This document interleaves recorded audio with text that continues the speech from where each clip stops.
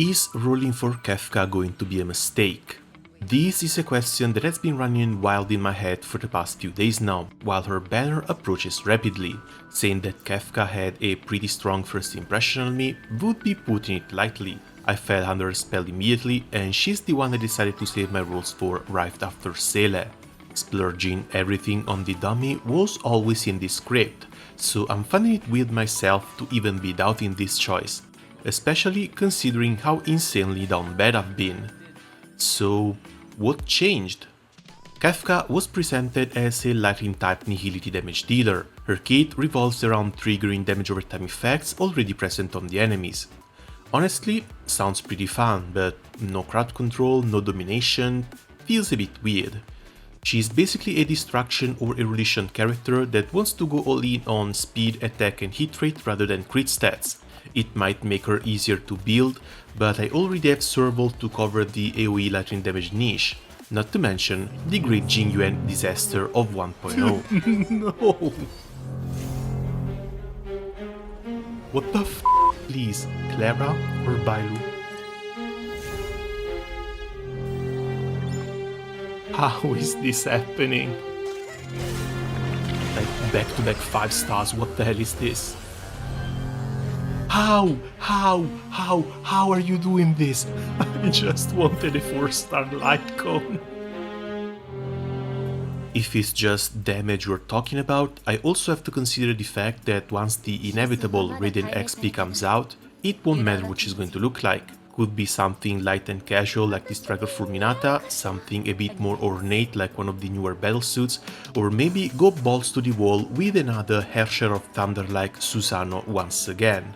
Raiden is getting my tickets no matter what. That makes 4 lightning damage dealers though, which feel a bit many, especially this early in the game. And when put against Raiden, I'm afraid not that many other characters can actually top her. That spot might be reserved for Kiana and Elysia.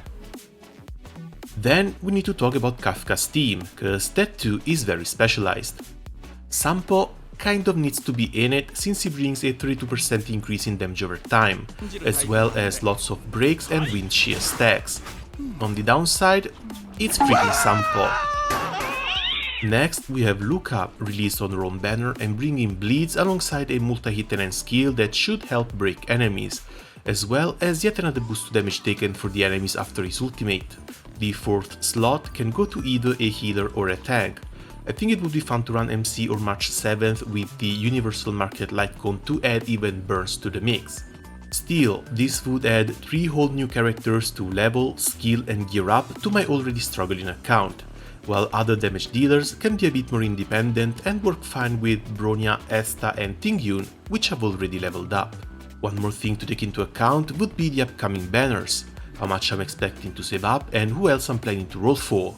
Now, the calculations here are not totally precise. I'm not counting the Memory of Chaos clears, I'm not counting the 10 free draws we've been getting at the beginning of a patch, and the open world chests plus the events may make the result fluctuate a bit. Still, having lower expected income than what's actually real is not exactly detrimental.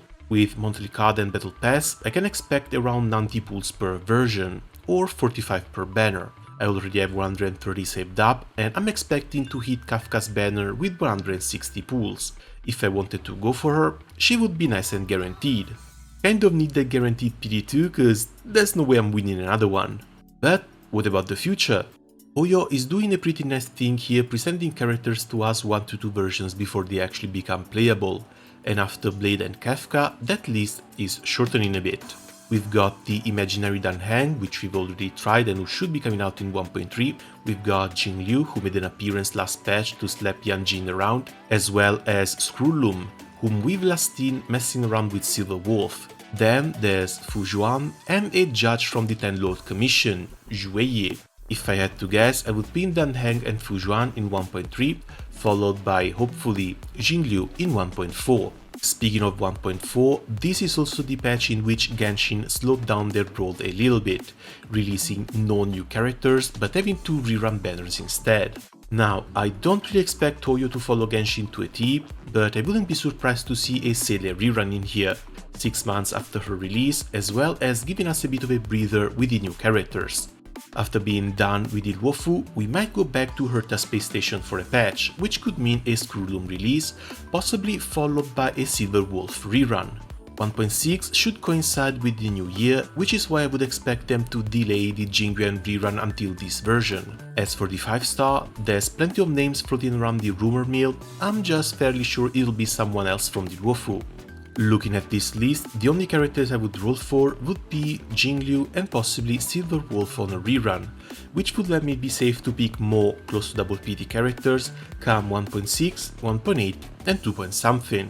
The rumor mill is a scary thing though, as there's mentions of Topets, a 5-hunt character who uses her pet Trotter in battle. We've seen her on the Trends of the Universal Market Lightcone and honestly, kind of digging her design. The pet Trotter would be an amazing bonus as well. I don't really believe them when they say she's coming out in 1.4, but just in case, I think I would want to be ready.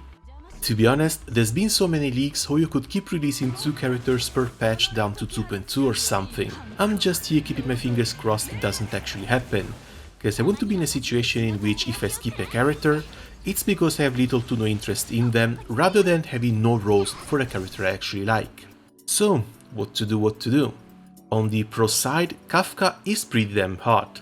She will also unlock a different type of playstyle going with her own team. On the con side, that team is going to take a hell of a lot of resources to be ready. It also has Sampo in it. 4 Lightning characters might also be a bit too redundant when I'm still lacking proper eyes and imaginary ones. Rolling for her might also put me in a situation in which I will have to choose between Jingliu and Topets. If I wanted to wait for her rerun, that should happen sometime around the middle of 2024, either 2.0 or 2.1, unless they go crazy with banners and we start getting double reruns way sooner.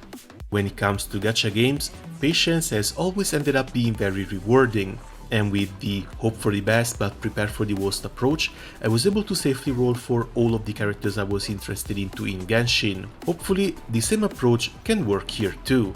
Now the hardest part is going to be to stick with the plan.